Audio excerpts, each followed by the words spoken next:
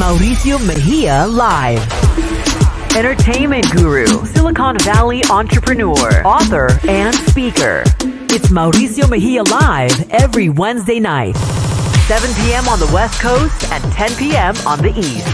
It's Mauricio Mejia Live, bringing to you real people, real day-to-day life experiences, and real business opportunities. If you dare to step up.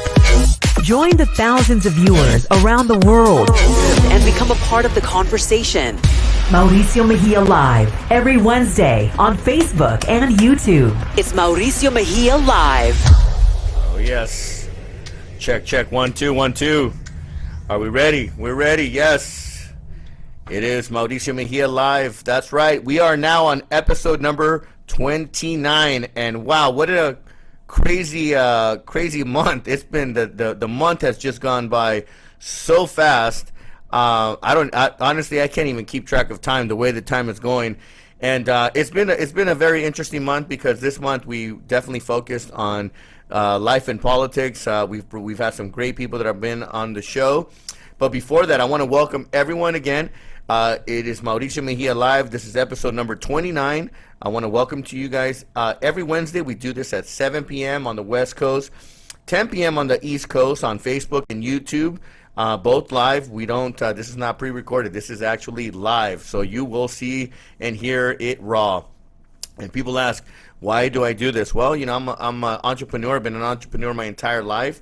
But I have a passion. I have a passion of working with people and giving and giving back and working with our community. But I really want to, what my passion is that I really want to work with a lot of the entrepreneurs and a lot of the people that have the same mindset in starting a business, and what does it take to stay motivated, and what do you have to do during these times where you have to have the stomach made of steel to power through these crazy times. And again, I want to be able to provide the environment and the resources so that it saves you time and money. So if you're interested in doing some business, you have some business ideas, some business questions, don't be afraid to reach out.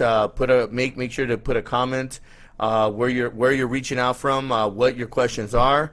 And my goal is to bring people, real people from the real world, where we talk about real issues. And for the last 28 episodes, we have talked about a lot of different things. And you know, we're at a very critical point in our lives, in our nation, in our cities, in our counties.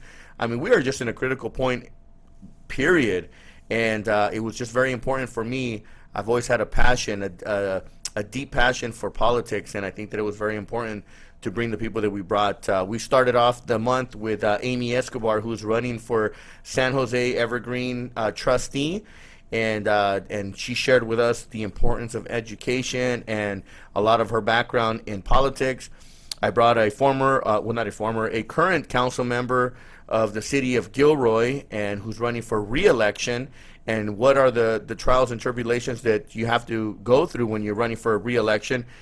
Being that I'm a former candidate for San Jose City Council District 3, I know what it was like to try to raise money and to go and knock on doors and really just get involved with the community and do a community outreach. So I know what it takes. It takes a lot of hard work. It takes a lot of guts, and you can't be afraid.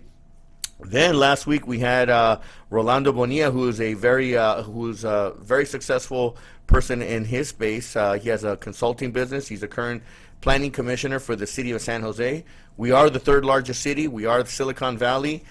We are a very big city with a very high density of diversity. So it's important to have people that represent and that push the topics and the issues that we need.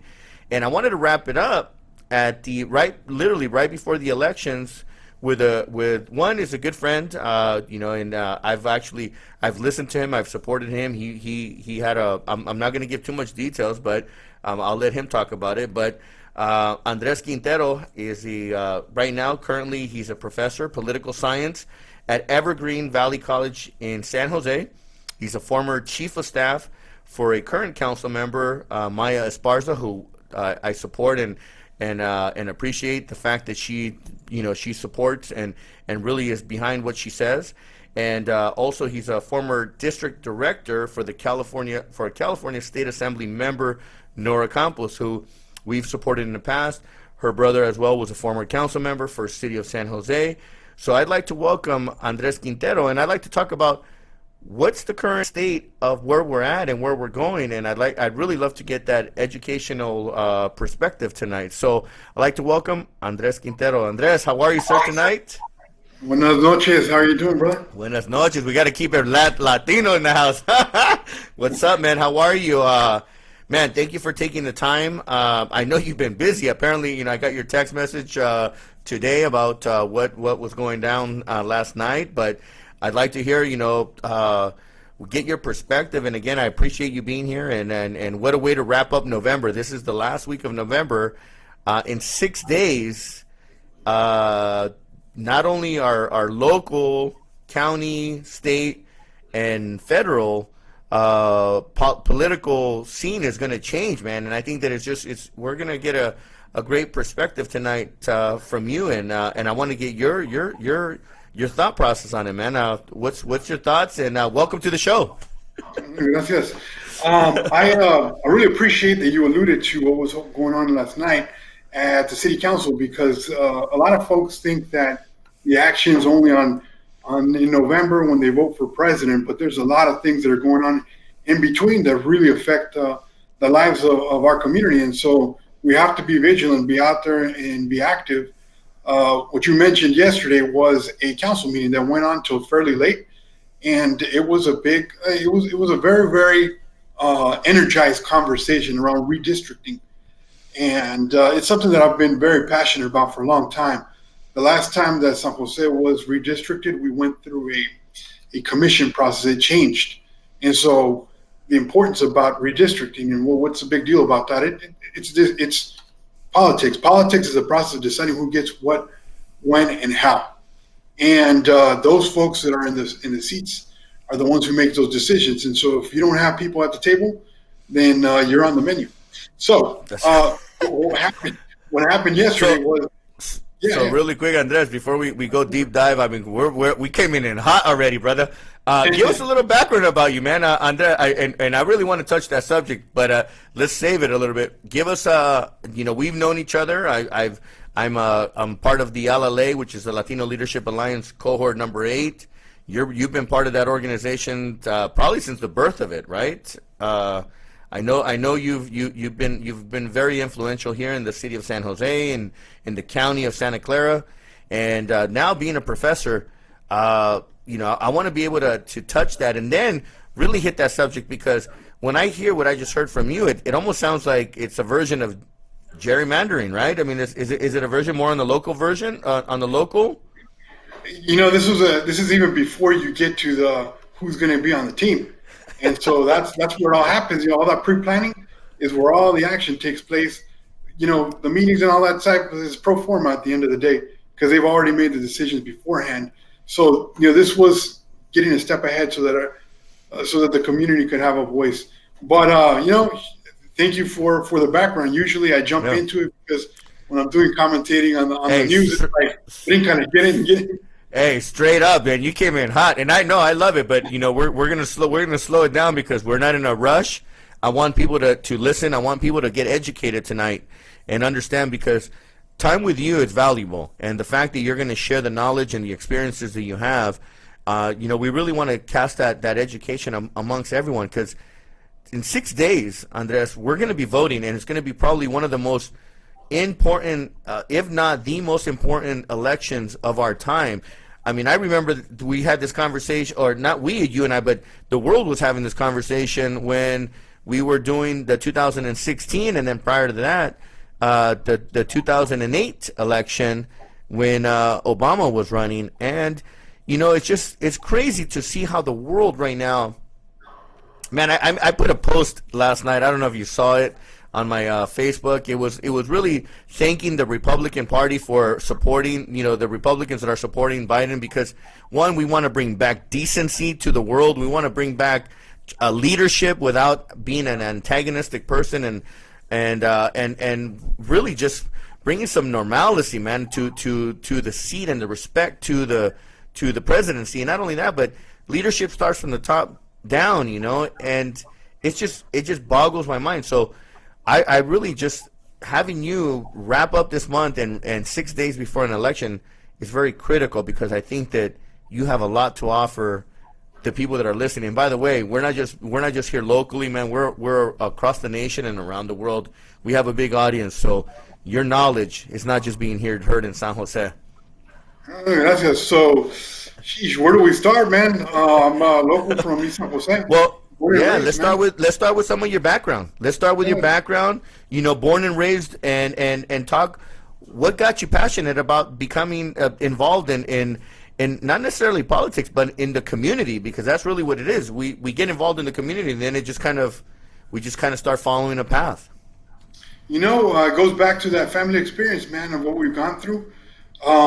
Actually, if I go all the way back and I try to track down where is it, it was some lady. She wasn't some, lawyer or some high-flying, powerful individual. She was some clerk that was receiving documents at the immigration office when my tia was trying to to fix her status as an immigrant because she was undocumented. And this is 1986. The Reform Act was taking place, and I, as a 6-year-old, I start going off on her and saying, "Hey, why does my aunt have to go through 12 different interviews to get through this process?" So I'm giving her lip. Mind you, I'm a 6-year-old translator, man. And so that's the immigrant experience right there. You're dealing with some complex, heavy situations at 6 years old with my broken English, because, mind you, my first language is Spanish. I didn't learn English until I was in probably 2nd grade. And so I'm having to translate it. She tells me, "Hey, if you don't like the process, you got to talk to the people that make the rules.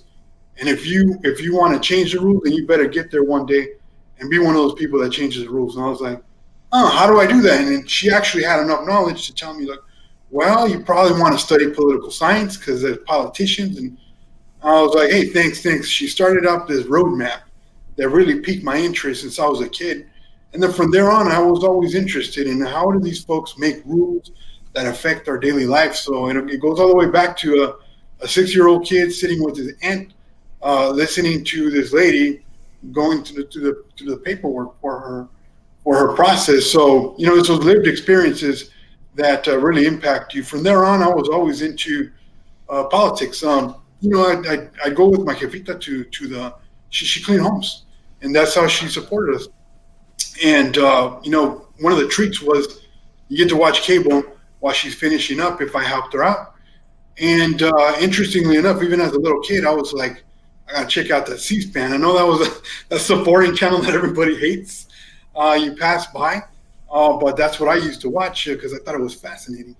Kind of a weird thing, but ever since I was a kid, from there on, even when I was not going through such a right path, not making some good decisions, I still was very interested in the process and in how decisions are made, and still trying to stay as active as I could before I finally got my stuff together and went on the straight and narrow.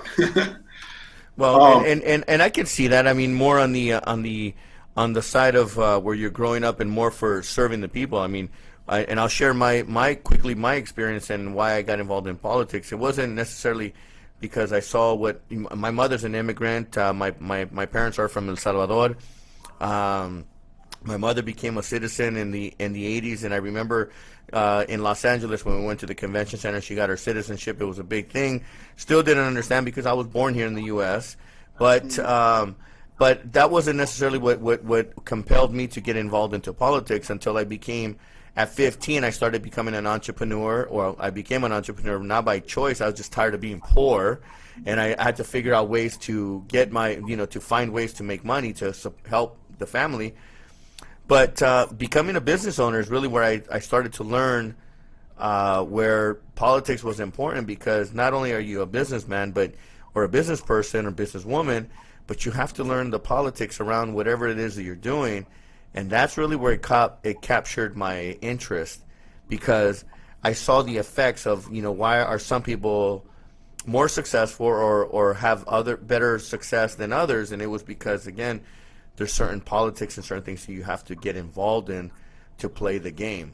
Now, going back to what you're saying right there is, on the family and the more on the direction that you were going is, I can see where we're running parallels. Again, politics is important, whether it's on a personal or on the business side. Yeah, definitely. And those decisions that are made at the highest level can go ahead and impact you. While they're giving $6.5 million to so-and-so because they've been here for so many generations, you're out there hustling and trying to get through and trying to get in and having to break the door down because they ain't letting you in. And this is all based on decisions that are being made by those who decide who gets what, when, and how. Yeah. I mean, we saw that during this right now we're going through this whole coronavirus and the stimulus and all the monies that have given out. I mean, if you either know how to fill out the application or apply for those stimulus or those packages to help you, if you don't know how to do it, then you're asked out, and people's business, their dreams get crushed, and then these big corporations that hire the right people to fill out their applications or the forms, they get the big rewards, and then it gets exposed, and you see why is it that these people continue to do what they're doing. Again, we just have to take ourselves to the next level, and it goes back to programs like ALA, Latino Leadership Alliance. That was probably one of the best programs that I went through here in San Jose when I got to learn and really understand the political side because I understood the business side, and then going through the entrepreneurship program at Stanford really taught me also not only just from the business side, but how the political side and the business side all come together, and it all works hand in hand.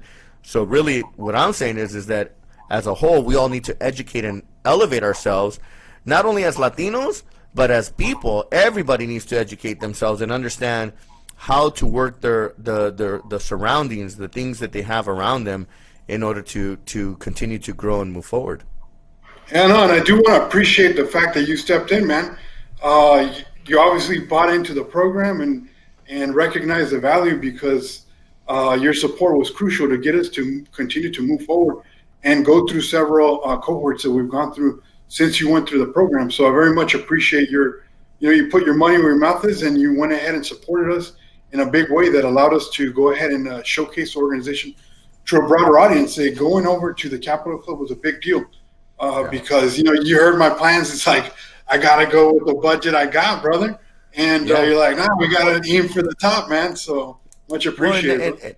And that's my, that's one of the things, Andres, that I've always been, from growing up as a child, I've always been a big thinker. I've always been the guy that, I've seen enough of, where people beg for help and support and this and that.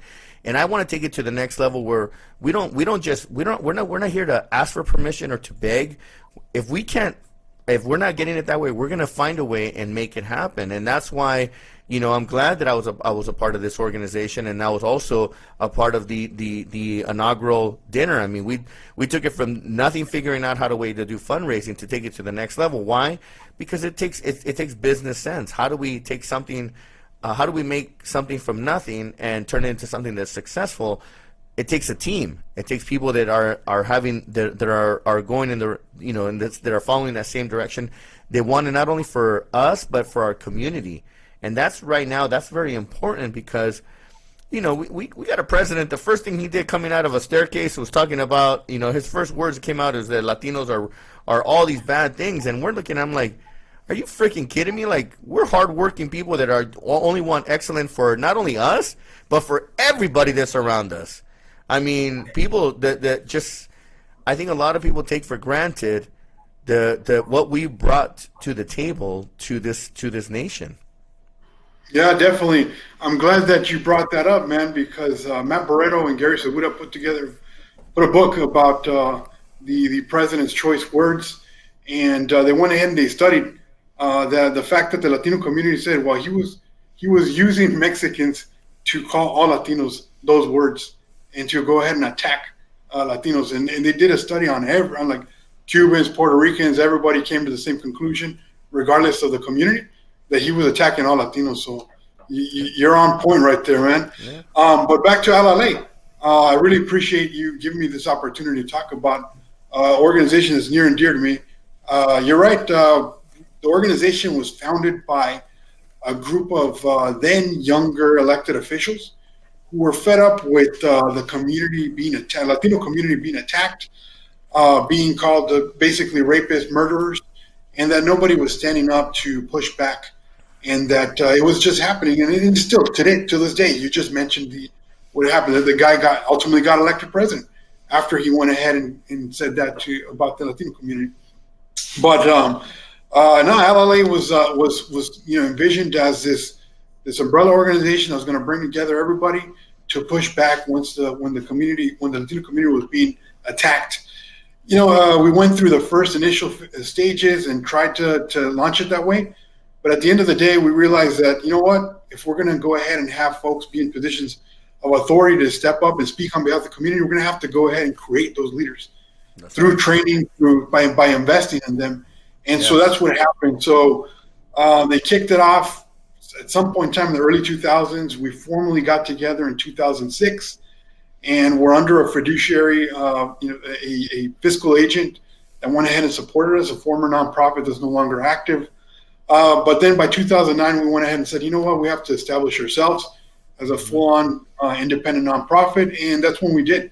So I've been involved since 2006. At that time, it'll be surprising, but I was brought in to provide the youth perspective, which is long gone.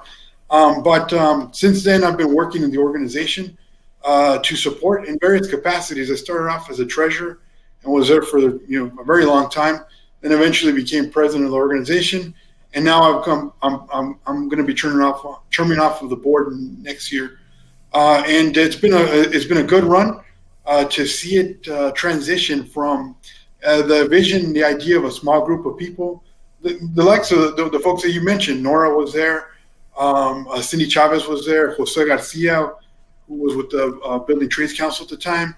George Shirakawa was there as well, and Eddie Garcia. It was a good group of folks. Fred Tovar, who you had on your show a couple weeks ago, he was there in the room, and they were all having a dialogue and a discussion about how we're going to, create this new crop of leaders that are going to be able to step up for the community. And so eventually we moved on to leadership development, and we made that our sole priority. And we also got involved in some advocacy. So as I mentioned about a decade ago, we were heavily involved in the redistricting process that took place then, because San Jose was about to be ripped up into 4 pieces. And we very actively got engaged and were able to push back and come up with the state assembly district that we have today, which keeps San Jose intact. At one point in time, they wanted people from East San Jose to go to Modesto to speak to their representative.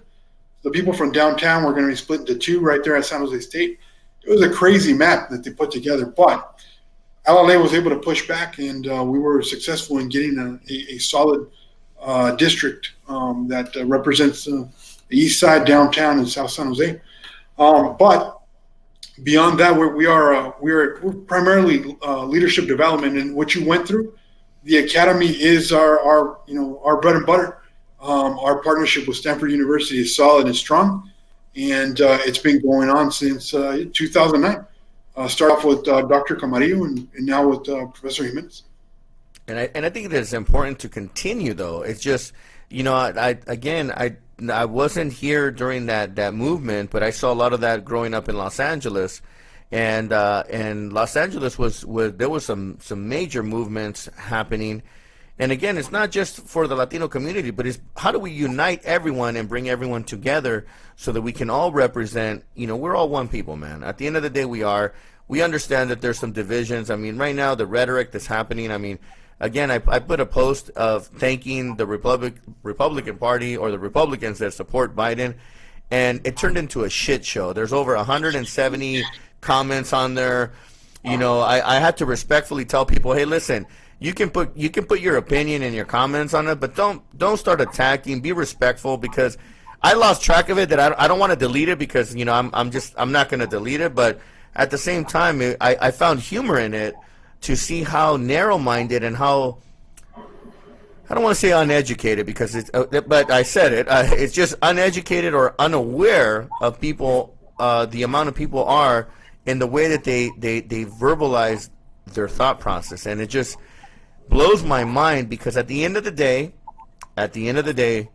no matter what, We are all Americans. We all live in the United States, and we all have to find a way to work together and live together because it's just not going to work. The right hand needs the left hand, and we all need each other because that's just the way the world is. And people need to somehow find a way to get accustomed to it, man. But again, it starts with leadership. And if we don't have the right leadership, you made a really good point about the fact that leadership can lead to good.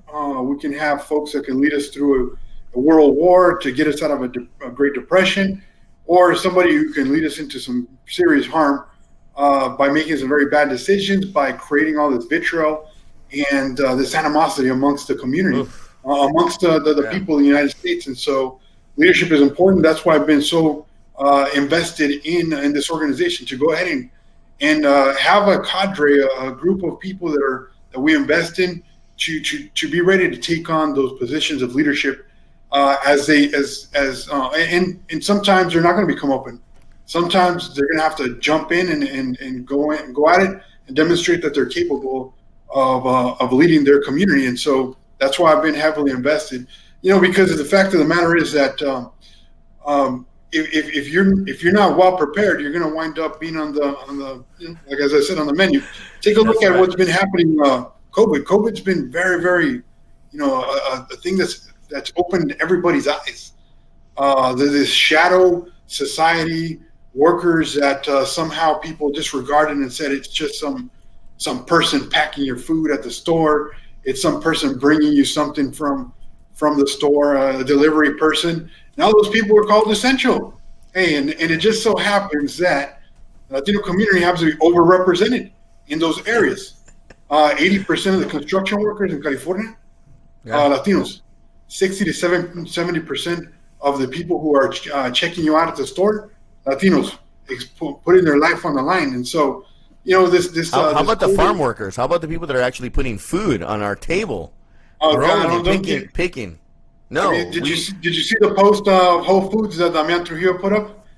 Whole Foods putting up pictures that did not look like the people that you pass by on Highway 5 seeing picking up the food. It's a bunch of hipsters that are hanging out at the local farm playing farmer out there, or playing farm worker. So it was very, very depressing to see that from Whole Foods. But we got a bright future. We got we got great days coming ahead, and so we just got to look forward to that, and then be prepared, be ready for what's ahead. I'm gonna look up that picture because I'm actually gonna post it right here if we can find it. But but put it up, man. Check out the video. It's even worse, man. The actual clip itself is kind of come on, man. I found the picture here. I'm gonna download it, save it on our desktop here, and then hold on. I love the technology because we get to do stuff like this, but it's important because we want to make people aware of the things that are happening, and it's just important. Here we go. Yeah. All right. Now, as I mentioned, COVID really exposed a lot of stuff. We saw that the area codes in the entire Bay Area, they're being hit by illness. The entire Bay Area, all 9 Bay Area counties were right here in San Jose, in East San Jose, where people were coming out, were coming out positive in higher numbers and getting sick. And unfortunately, probably not being able to recover, or because of lack of access to quality healthcare and stuff of that sort. So, it was very, very eye-opening. So COVID's done a lot. Other things that, we got to recognize those opportunities that have been presented us to expose what's really happening in our society. Yeah. And here's the picture we're talking about here. Boom. That's the one, right? There it is. Yeah. You got a hipster dude and his friends right there with the little hats. While you got the real farm workers down there. And they're not being, given credit by Whole Foods. Right. And that's an ad. I mean, unfortunately, it's just crazy to see that that's the kind of publicity that some of our big corporations are using. And, again, it's just part of the world. It's the world we're in right now. I don't want to say I hate when people call it the new normal because it's not the new normal.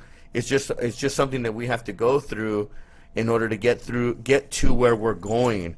Life is always going to be evolving. This is, I hear people like they act like this is something new. This is happening over and over. It's history repeating itself. As I've gotten older now and wiser, at least I'm going to tell myself that, I understand the term that, history repeats itself. Yes, this has happened. It's a different version, and the message has been conveyed in different ways. We didn't have the internet. We didn't have the iPhones. We didn't have, now you pick up your phone and you got an instant camera. And why do you think that we're seeing all the things that we're seeing now? Is because you're actually seeing it in real time. You're seeing things get published in almost instantaneously. So that's what is also creating this awareness and is waking up people around the world. So again, going back to it's got to be tough for you being a professor, because how do you focus on what you want to teach when the world is just kind of it's just going everywhere, every direction? Yeah, no, the president's been giving us too much. I call it cheesecake, man. It's too rich, because the students, that's all they want to talk about. And I'm like, it's very interesting, to say the least. President is a very, very interesting individual, because we've never had anybody in the history of our country get into office without actually having any public office experience. Everybody else has been. Go ahead. No, I'm going to tell you, man. Prior to 2008, I was a huge fan of Donald Trump. Because I was young. I was into the whole real estate. I want to be a billionaire at a young age, and I was apprentice. It's like he was great at what he was doing. Unfortunately, I'm a human being, and unfortunately for him, but fortunately for me, I'm a human being. I have feelings. I'm real. I'm in tune with where I come from. I grew up in the barrios of Los Angeles. I understand my background. And where I really got turned off by Donald Trump was when I don't know where the hell he came out of this, but he went off the rails and started picking on Obama about his birth certificate. And I'm thinking, like, where do you come off? You live in New York. You live in the number one largest city in the nation, if not the world. Where do you come off popping off with some stupid shit like talking about this president's birth certificate? Where do you come off with it? And the fact that he didn't support, and then he endorsed McCain at the time. It was really painful, because I liked the guy. I thought he was an entertaining person, and it was someone that I was, at the time, I was top of the entertainment industry with my nightclub world, and I loved real estate, so it was something that I was following. But it clicked in my mind, like, whoa, that's not cool. Like, I'm Latino, and Obama, yeah, he's African American, but we're all one people. We're all, where do you come off of talking that kind of stuff? And then that's really where I was like, lights out, done. And I remember that when he went that direction, I put a post, and I used to have all the Donald Trump ties. That's how much of a fan I was. And I remember cutting all the ties, and I created that hashtag cutting ties, because it was my version of cutting ties with someone that I had just no connection with anymore, because I was just really surprised to see that the direction he went. It just blew my mind, man. And then to see him then become the president, you're right. No public office, no experience. Yeah, you're not a career politician. People use that and it could be a negative connotation. But you know what, man? Stay in the business lane. Do what you do in business. Honestly, as a businessman and the experiences that I've had, I haven't hit the billionaires club yet, but I'm on my way there.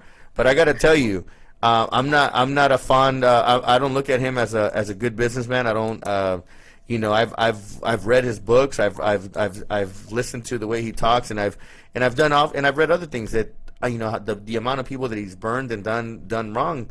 That's not a businessman. That's a con artist. That's a con man that gets away with getting over on people.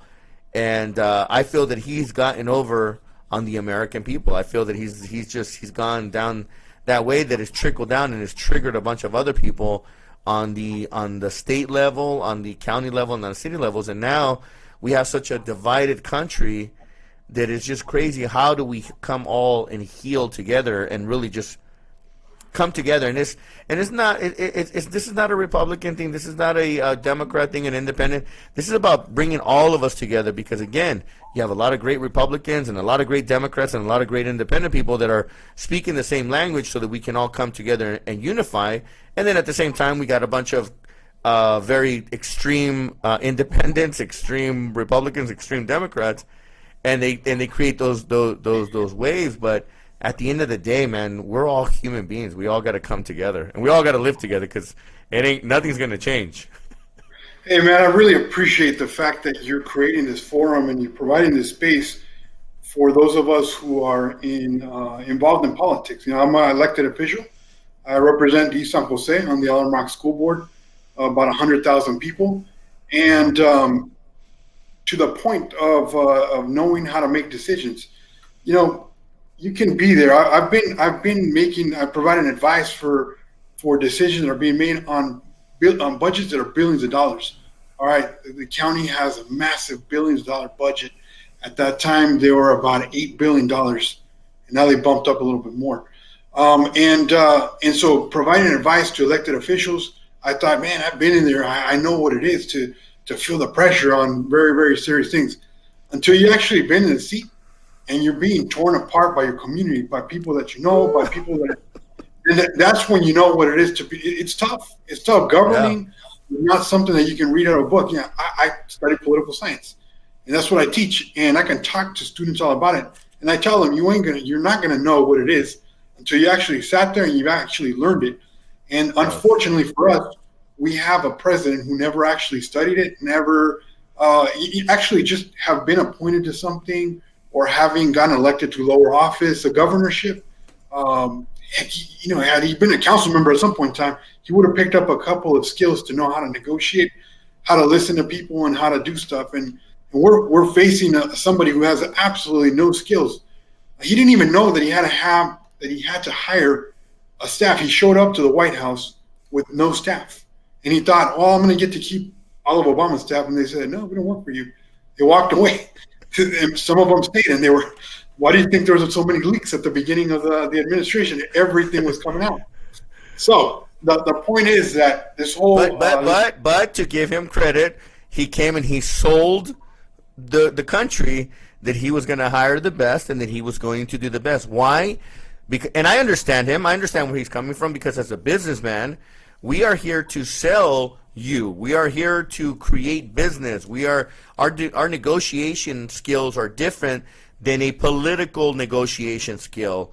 You know, in politics, it's massaging, man. It's give and take.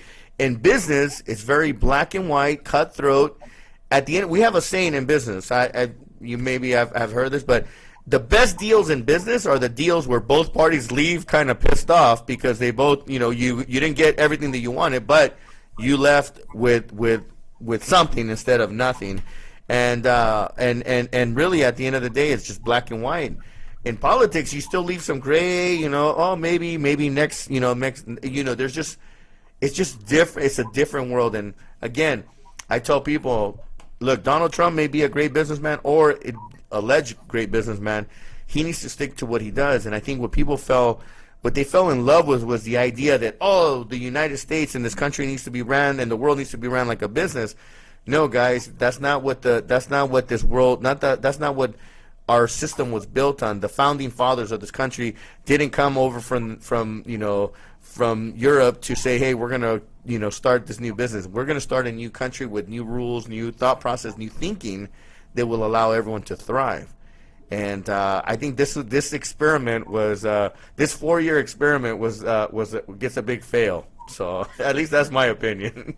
Hit the reset button on that one, brother, because we need to hit the yes, and I want everyone to go out and really get active and vote.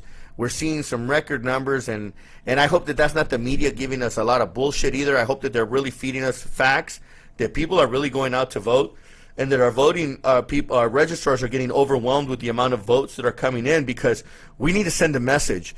We need to tell this guy, you're fired. You're out, and everyone and all your crew that came in and created this, yes, a good idea, maybe, or a good thought, or maybe you guys thought it was going to be a good idea, but the project, the science project failed, and we need to go back. Not go back, but we're going to learn from this so that we can all move forward. If that makes any sense.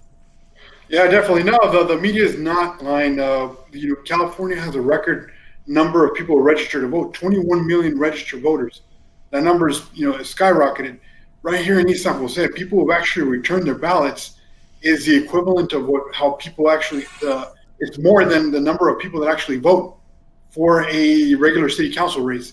So there's a lot of energy. There's a lot of a passion that's out there. People are translating that frustration into action. As I mentioned, some of the studies that I've been looking at coming out of UCLA, they're identifying that people who traditionally don't step into politics have actually been reaching out, trying to figure out with their political parties, with nonprofit organizations, on how to translate that frustration into some sort of action at numbers that we've never seen before. So the one thing that we may be able to thank him for is the fact that he's motivated and he's gotten people fired up. In particular, one of the, as I mentioned, I'm unapologetic about it. I focus on the Latino community, and that's my area that I look at. We take a look and we see a similarities with what happened with Pete Wilson, where he managed to take the Republican Party was actually increasing its share of the Latino electorate here in California, and they were, little by little, they were climbing up. Ronald Reagan had taken a nice chunk of Latino voters in his election, and so they were making progress. All that progress, bam, hit a wall when Pete Wilson decided to start basically doing his own murders and rapists version back in the 90s. And so Prop 187, baby. That's what I remember. That was growing up as a youth in high school. That was my revolution. I mean, I wasn't old enough to vote yet, but that Prop 187 is what activated me, so that we don't ever allow someone like that to be in office. And I remember my mother being a big supporter of Pete Wilson, being an immigrant. A lot of immigrants they think that the Republican Party is representing them, and and it may be, again, if you run Republican moderate, just like a Democrat moderate, but if you go extremes, man, it just gets too bananas.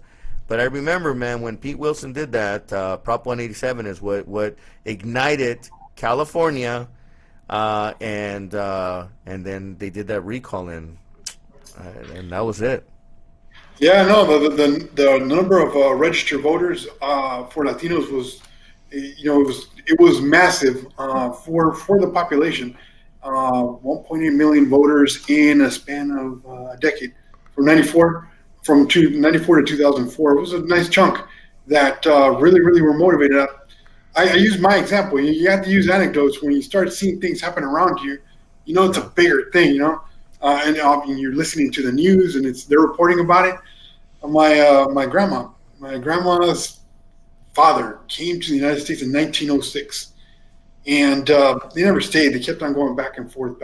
They just kind of said, "Hey, you're gonna go make some money, come back." She crossed the border in the 30s or late 20s, something like that, and she paid like 36 cents for her green card. Man, she's like on the spot. They issued it out, had no problems, and we were on our way. Never managed to get around to becoming a U.S. citizen up until she was like 80 years old. And it was basically a response to Pete Wilson's rhetoric and saying she had enough. I think she was like 70-something. But she managed to go out there and get her citizenship so that she can vote against his stuff. We're seeing that replicated right now. A very, the Latino community ignited in particular, but everybody else. Yeah. Who's kind of fed up with his rhetoric and all of his problems. We see African Americans lining up for hours to vote early. We see, and then on the other hand, let's not paint a beautiful picture. Everything's great.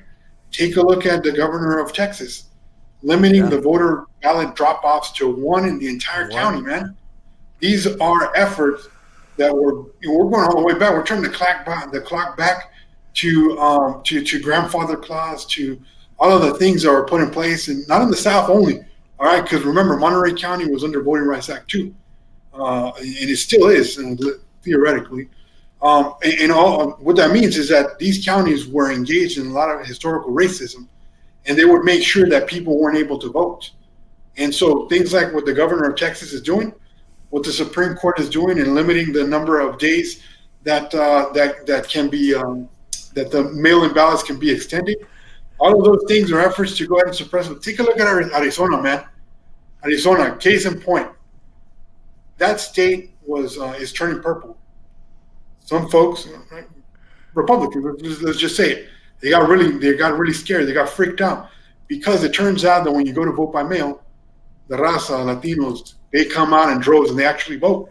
Working 2 or 3 jobs, voting by mail is a lot more convenient, man. You're not going to stand there 3 hours in line. Mind you, in Phoenix, they lowered the number of polling places from like 150 to 70, making the lines 3 or 4 hours long. So what they did in Arizona is they went ahead and they said, man, all these freaking people, they probably didn't identify their ethnicity or whatever. They're voting and this ain't working out for us. So let's go ahead and let's make it a felony for anybody. So let's say that you pick up your primo's ballot and say, hey, I'll drop it off for you. And somebody finds out, felony, you go to prison. Oof. For picking up a ballot and dropping it off for somebody. That's how fearful some of these folks are. And what Greg Abbott is doing in Texas, limiting the voter ballot drop-offs to 1, what they're doing in Arizona, making it a felony to drop off ballots for somebody else, all of that is a response to this fear that, man, the demographics are shifting, and we can't let that happen because they're going to take our power. So, that's why leadership is important. That's why we got to get people prepared to step up and be ready to engage and step up on behalf of the community.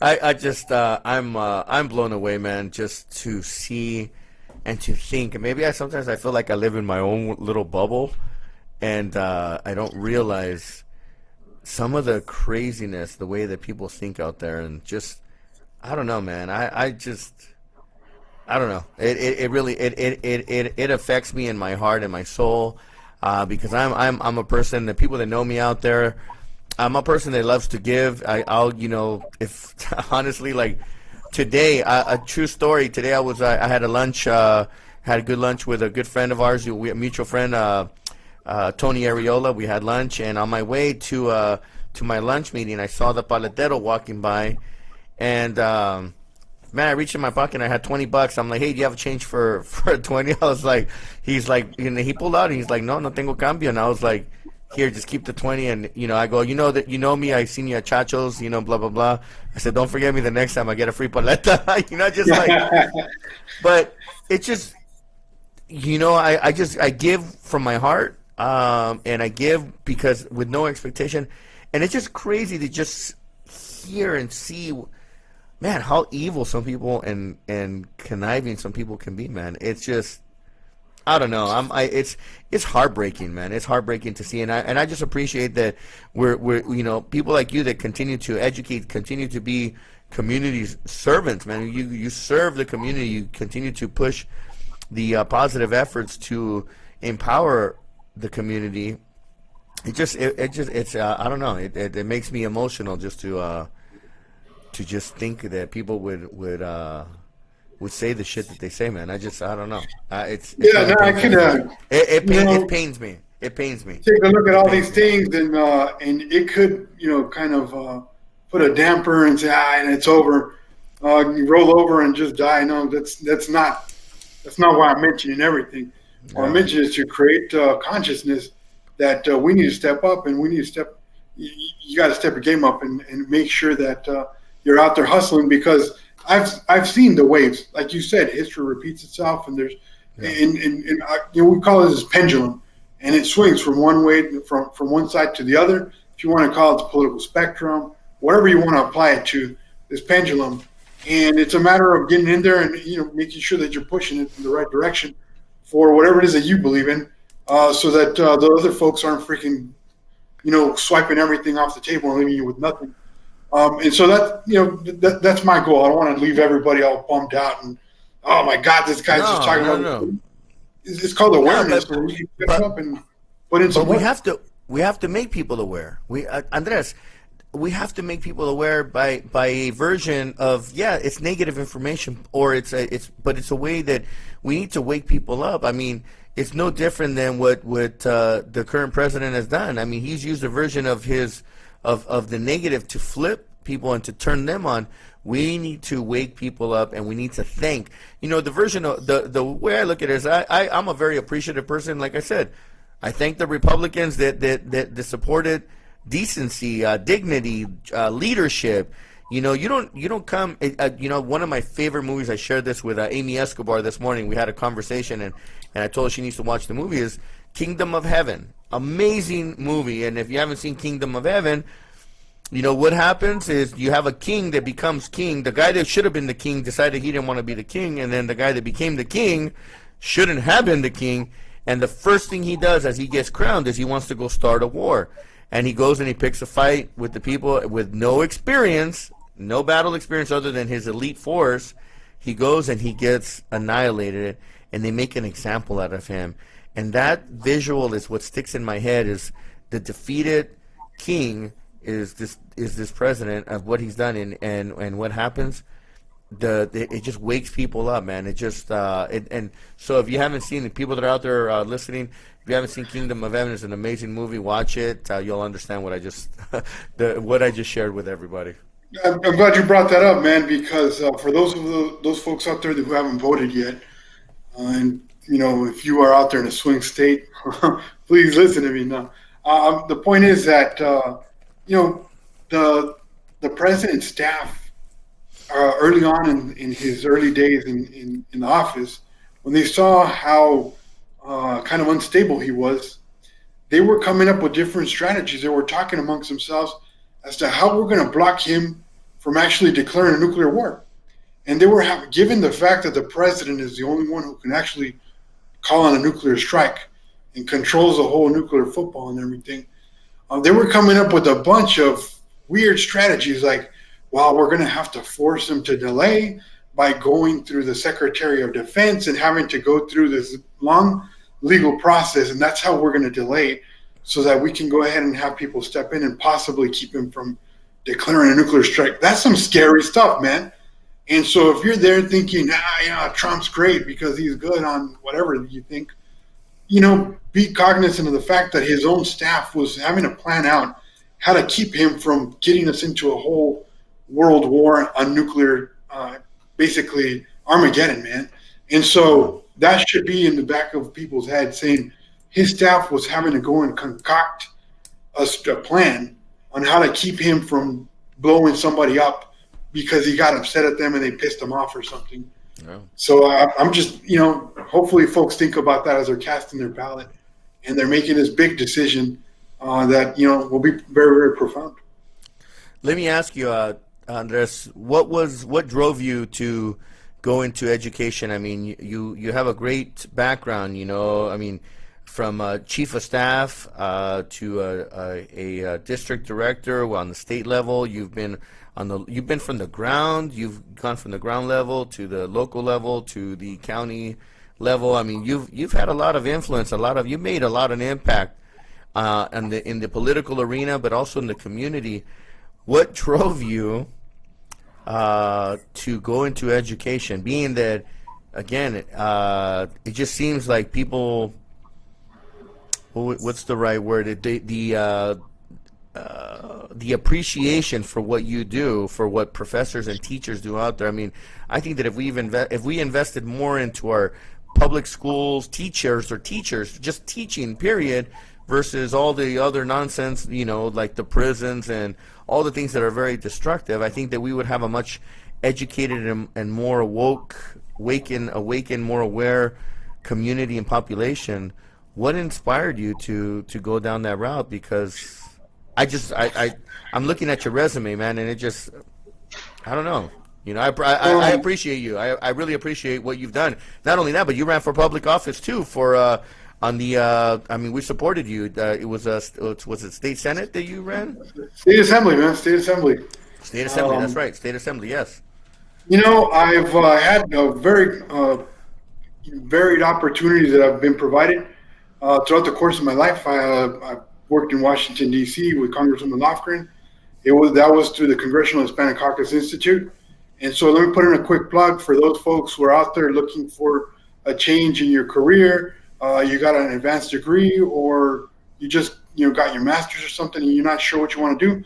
Go to chci.org, Congressional Hispanic Caucus Institute. They have an amazing program where they provide you a fellowship, fully paid, and you go ahead and you get experience in various parts. If you're into business, they'll put you in business. If you're into politics, they'll put you in politics. It's usually around politics because that's what they're about, the Congressional Hispanic Caucus Institute. But that being said, I've had a lot of opportunities to engage in a lot of different things, having been in D.C., having worked for a member of the city council as a community relations person, getting beaten up and yelled at by the community over various issues, being at the county and seeing all the work that gets done there, from taking care of the jails to providing health for the county. People think that the county hospital system is, I don't want to go there because you want to go there. You want to go there. That's where all the Stanford, all the big doctors are practicing at. Like, they're the only ones who have some very unique services Yes. that nobody else provides because other people don't make money off of it.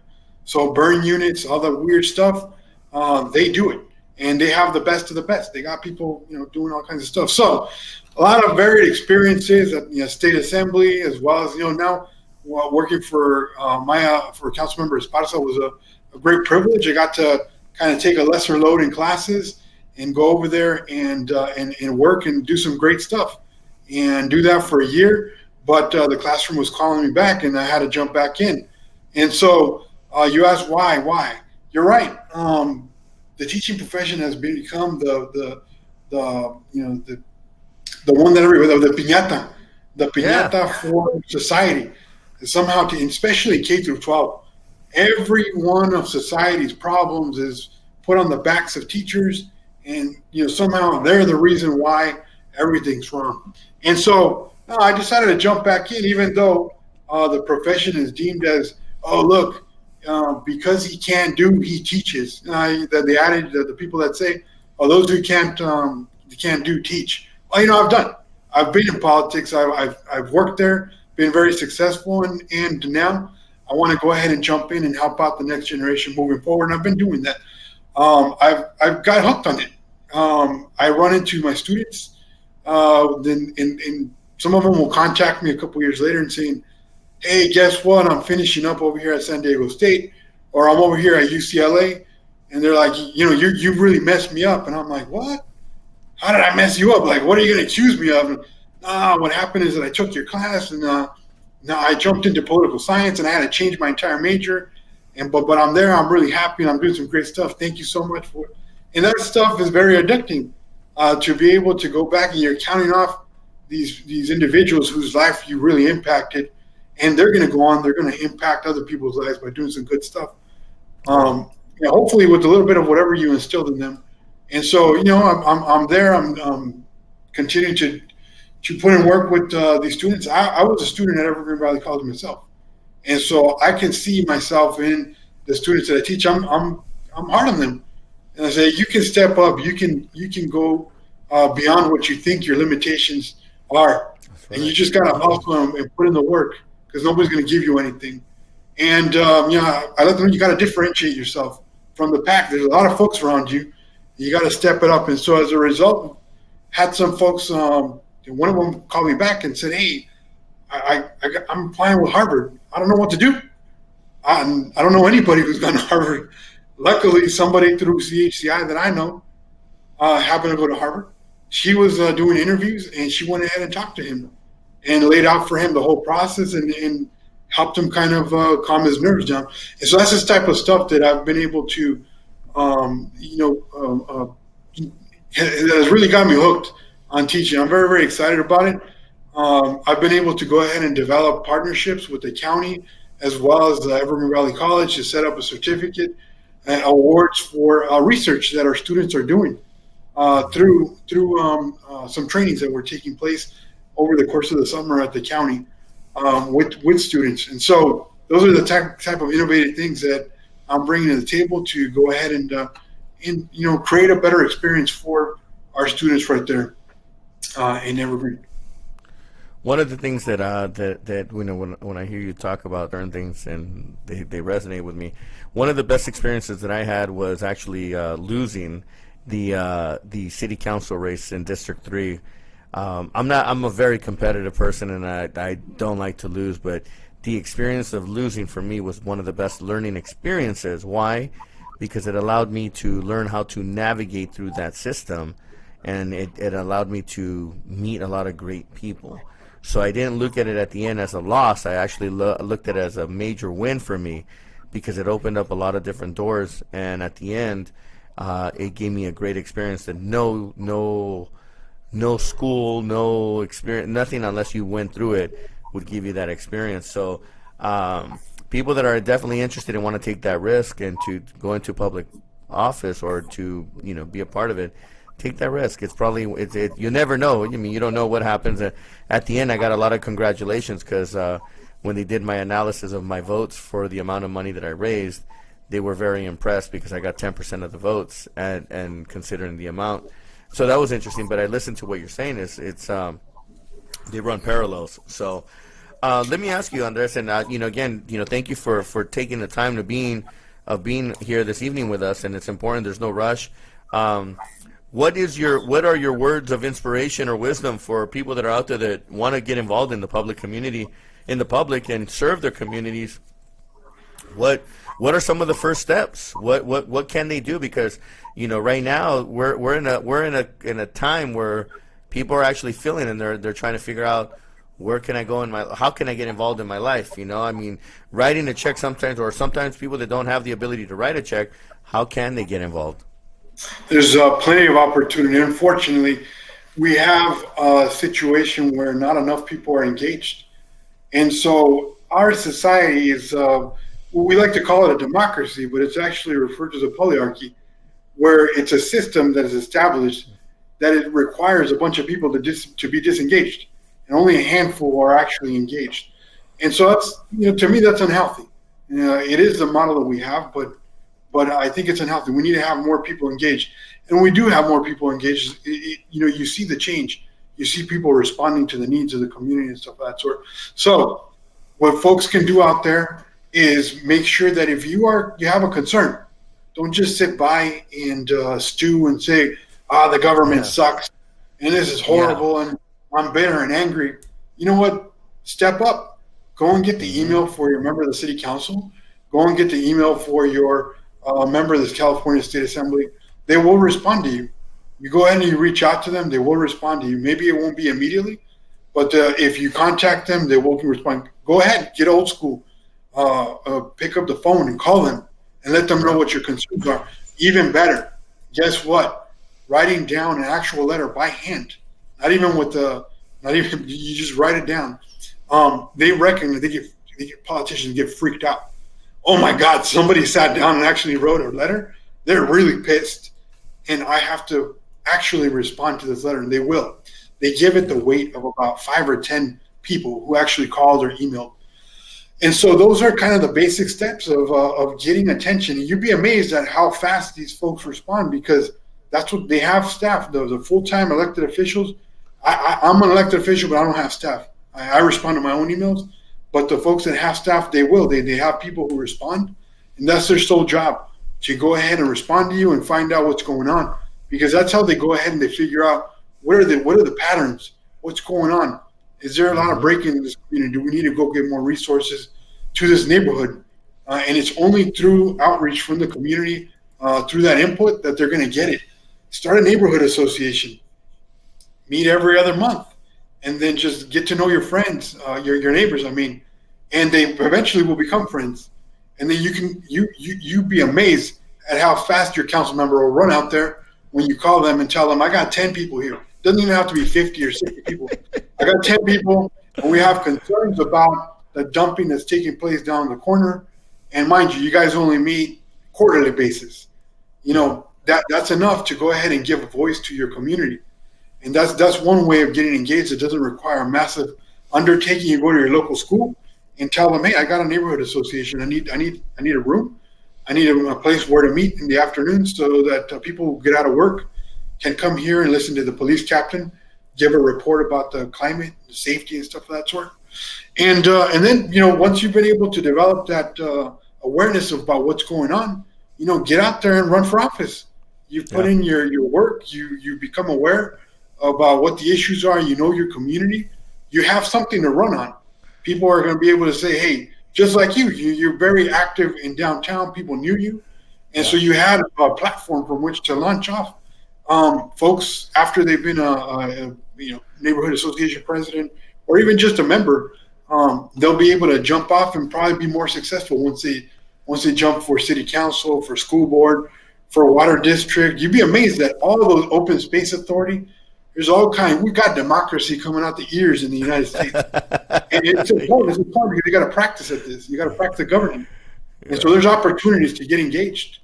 I can see why Trump ran for president, because and coming the way he did, because I had almost a similar mindset. I'm like, I'm gonna come and run this city like a business, and I'm gonna clean up all this mess, and I'm gonna do this, and I'm for the people, I'm for the business, because we have the labor, you have the gee, I can't even Chamber. the chamber. And then I'm like, I'm gonna run down the middle. I'm the business guy. I'm for the people. This, no one's gonna buy me and this and that. I mean, it's just crazy how much rookiness I had in me, and then again, but I was able to pull off what I did, and the experience again really educated me, and I gotta give it to the people that are in public office that serve, to our local council member, Raul Perales, who's again.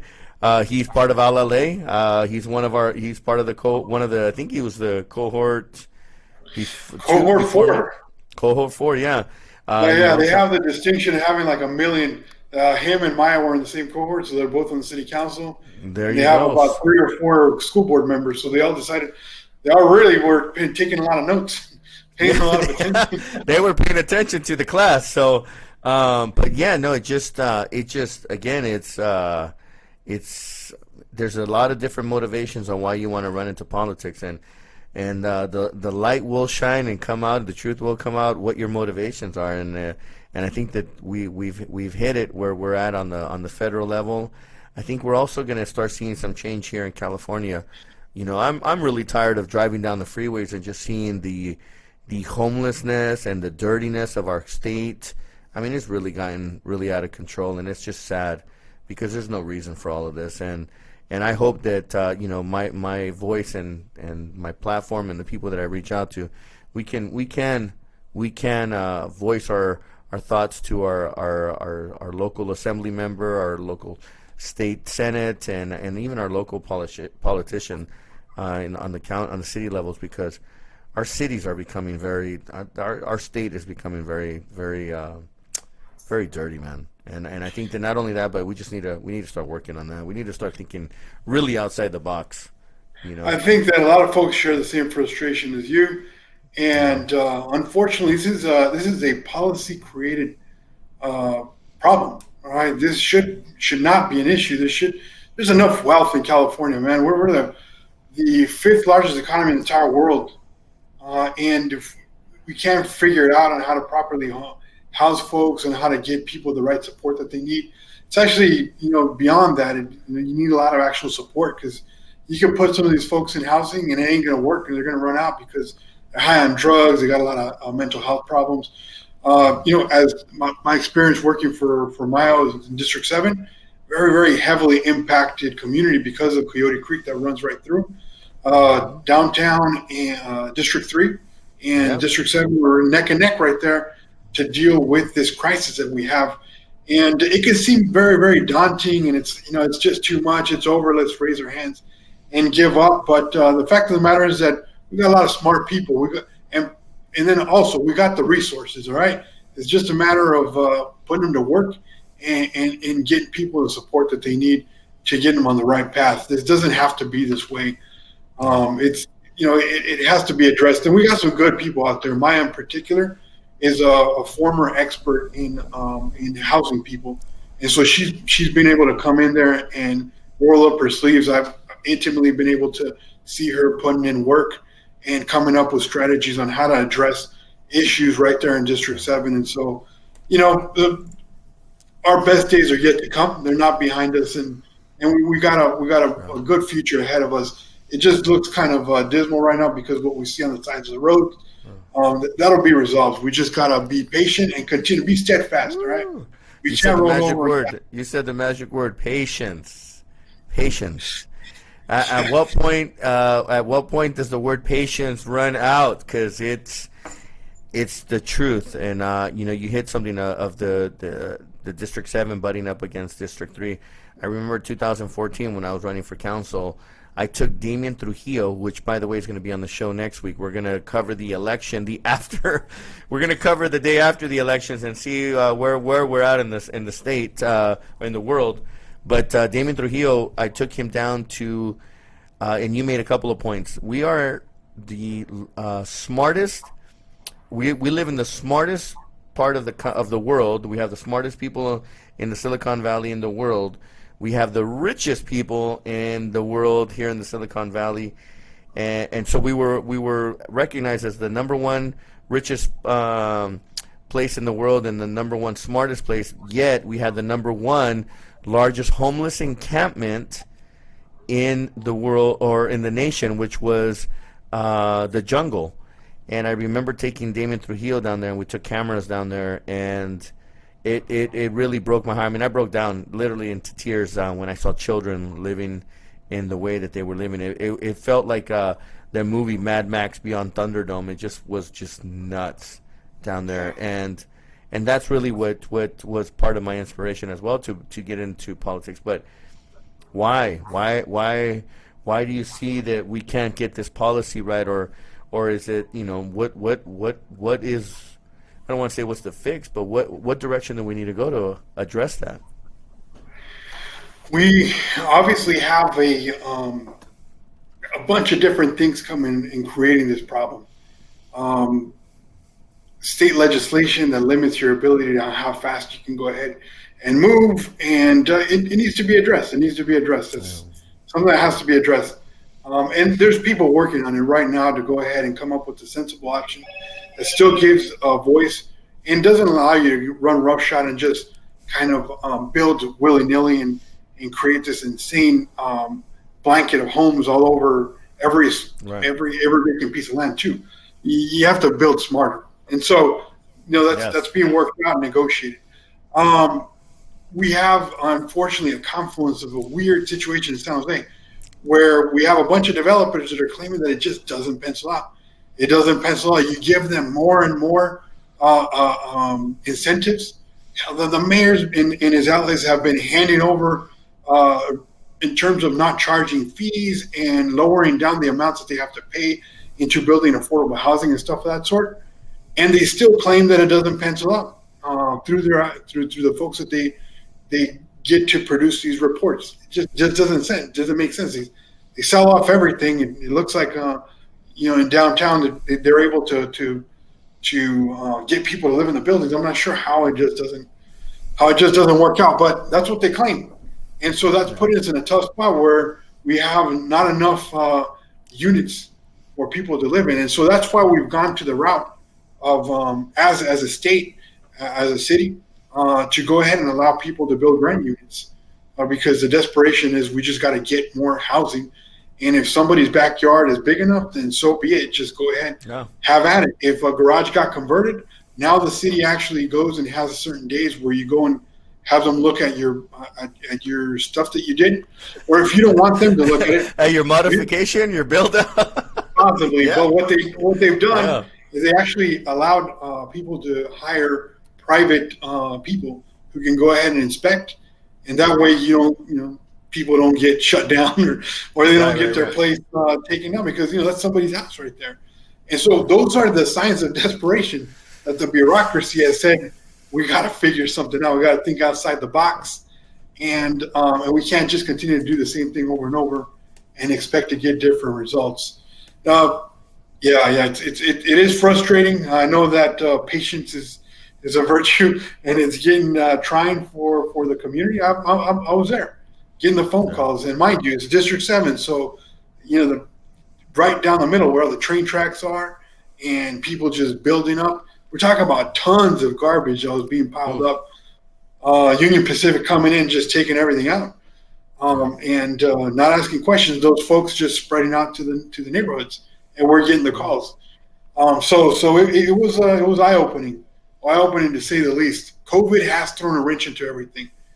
Because of COVID, the idea is that how are we going to go ahead and tell people to move on and go into a shelter if they're concerned that they're going to get infected, or we're going to take away the only place where they're able to live, even if it's under a bridge or something like that. And so everything's been kind of stalled because of COVID at this point. So the frustration, I'm assuming, is getting worse from folks who have already been very patient. But when you have people like, for example, Councilmember Esparza, who puts in really, really heavy amount of work, she hustles and she's able to go ahead and deal with things that for years were left festering. I was there, I saw it. We went ahead and pulled it through, and she was able to make sure that an entire section down the street from the jungle that had been home to pimps, were pimping out women, selling drugs right on the side of the road, on a sidewalk where kids were walking to school. That was festering for years, and she was able to get in there, roll up her sleeves, and say, "Let's go ahead and take care of this." It got cleaned up. Clean it up. Yeah. So it's just a matter of putting ganas and putting in the work. Yeah. Like anything, and again, I go back to the two books that I wrote, Smoke and Mirrors, which talks about my life, and then right behind me, I did a business book, which basic principles in life: decide, commit, execute. You got to make a decision, and once you make a decision, you got to commit, and then you got to execute. And execute means ganas, action. You got to do whatever it takes to make it happen. Whether you're in politics and teaching and business, it's the same principles, man. Make decision, commit, execute, and keep moving forward, and repeat. And keep going and repeating until you get the results that you want. And sometimes it might even take a lifetime to get a result.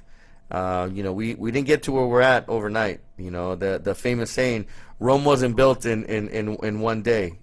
But I think we need to just continue to work moving forward and really just help to empower all people and our community. I'm apologetic. I like what you used earlier about it. I'm here to serve my community as well, but I'm very mindful of everyone because I have friends from all around and from all different places, and I love them all as one, and we're all one people. So, Andres, I want to say thank you, man, very much for tonight. I think we've geared it up for next week. Tuesday is a major day. It's election day. I know I'm excited. I have my ballot. I've already voted. I'm the kind of guy, though, I want to go personally take it on the day of. I just like the excitement of it. And I encourage everyone that's out there to make sure to vote and track your vote, and encourage others to vote, help others to vote, and really educate yourself. So any last thoughts or ideas? Yeah, man. Once again, I appreciate you opening up this forum for those of us who are involved in the political process. I used to be on the board of the National Society of Hispanic MBAs. Not an MBA, I'm an MPA, Public Administration. But a buddy of mine, Diego Barragan, who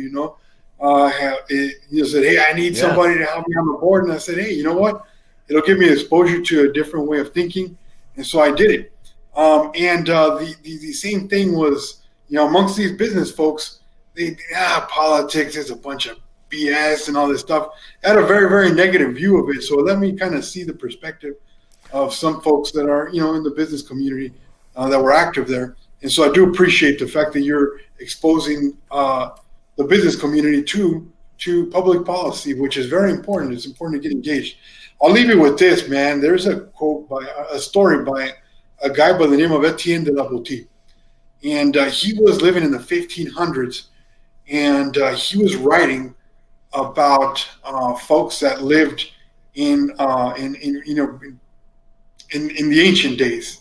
And so during the time of Cyrus the Great and all that type of stuff, and the Persian Empire. And he points out that, and he's talking about these stories, these historical anecdotes, and he says how Cyrus was able to keep the Lydians under control. Right, these folks had gotten taken over by Cyrus, his massive Persian army was just running through the entire what is now referred to as the Middle East. And what had happened is that he came to a conclusion. Well, I got a couple options. I could put a knife through everybody's throat, which he had the army to do. But is that going to be effective? And in the long run, is it going to be working? Nah. So he came to a different conclusion, and he decided to go ahead and set up a bunch of brothels and public games to keep everybody distracted. And guess what the Lydians did? They never complained once again. They are the root word for distracted in Latin. And so I'm not saying that this bitter dude doesn't want us to go and enjoy a game of football. I'm just saying, hey, every once in a while, get engaged, man. Go out there and write an email at the very least and let people know about the concerns of what's going on in your corner of the community. We need people to be engaged. As an elected official, I myself need that input, and I receive it at the school board meetings in which I attend, and so that's some input. We need more feedback so that we can make decisions that are reflective of what the community needs. And so I do my research, I do it, and so that's how I become more aware. But we also need that input from the community. So my final words are just get involved. At the very least, go out and vote. At the very least, vote. So thank you very much. I agree 100%. And Andres, I want to thank you for your public service, for your involvement in the community on all the different levels, and even more now, becoming a professor and really dedicating your time to teaching those that are out there that want to learn and want to be educated. I love learning new, and that's why for me every week this is like almost a therapy for me to sit and have a conversation with my guest, and to share it with the world, and then after go back and I feel like I've gotten addicted to going back to my own podcast, and because I look at everyone's comments and I read it, and then 2-3 hours later I'm like, man, I'm hooked on this thing, because I love to see people's thought process and just the engagement. So it can become addicting, but at least it's for me it's therapeutic to see, and not only that, but I feel that I'm doing my part in giving back to the community. So I want to thank you and appreciate you have my support, my network, anything that I can do to continue to push forward with your stuff, and just know I'm a phone call away. Gracias. Thank you very much, man. Much appreciated. Thank you. I'm going to put you backstage. I'm going to wrap this thing up, and then we'll touch base in a few seconds. Let me just wrap this thing up. So thank you again, Andres Quintero, professor at San Jose Evergreen City. It's a city college, right? There you go. Yeah. So thank you again, and let me wrap up the show. Thank you again, Andres. Wow, what an amazing evening. I want to thank everyone that joined me. Mauricio Mejia Live, episode number 29, with special guest Andres Quintero. We can go on and on. Education is always is something that I share with everyone. I tell everyone, hey, continue to educate yourself.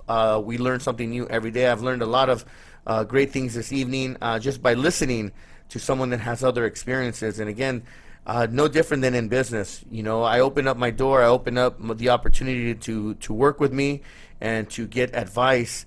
I may not have all the answers, but I do have a team that is around me that can provide the answers that can help others get to the next level. So I want to thank again Andres for being here tonight. Very excited to have my guest next week. We're going to be wrapping up the elections. Before I forget, too, by the way, I got to give a shout out to my girl Elizabeth for Juicalize. This thing has been really keeping me super healthy. This Beats is off the hook. It gives color to my skin and all that good stuff. So if you want to know what the magic is of my youth, it's go to juicalize.com and place your order for some amazing drinks. There's all kinds of great stuff. I want to again remind everyone, next week Damian Trujillo is going to be on the show. He is a reporter, a journalist on NBC Channel 4, And I've had the privilege to work with him on many different projects and different things, and I've been on his show, Comunidad del Valle, and we are going to wrap up, or we're gonna cover the day after the election, unless he gets called in for a special project. We are going to talk about the after the election day, so post-election on Wednesday, November 4th. And the following week after that, I'm going to be bringing on special guest Pastor Scott Wager, who I've had the pleasure and honor to work with in the homeless communities. And these two next guests were very impactful in my life. Damien, because he allowed me to use his platform to expose the jungle when I was running for council back in 2014, but I also got to work with him on other things. And when I sat on the board for Chavez Family Vision Board, and he was our host for the first one when we moved to the Fairmont, and other things that we've had great conversations about. And then Pastor Scott Wager, who has got to be one amazing human being and advocate for the homeless community. He not only goes out there and serves the homeless community, but he knows these people in a very intimate manner. So I'm looking forward to having them. And again, I want to thank everyone that joined me from around the world, here and locally, Silicon Valley, San Jose, across the nation, and again, around the world. I welcome all the comments. I appreciate all the feedback, all the emails that I get. My intent is here to reach the world with knowledge and experience that I have accumulated over my years of being here on this great world, and sharing it with you. So again, thank you very much. Have a wonderful evening, and have a good night. It's Mauricio Mejia Live. Entertainment guru, Silicon Valley entrepreneur, author, and speaker. It's Mauricio Mejia Live every Wednesday night, 7 p.m. on the West Coast and 10 p.m. on the East. It's Mauricio Mejia Live, Bringing to you real people, real day-to-day life experiences, and real business opportunities. if you dare to step up. Join the thousands of viewers around the world. And become a part of the conversation. Mauricio Mejia Live every Wednesday on Facebook and YouTube. It's Mauricio Mejia Live.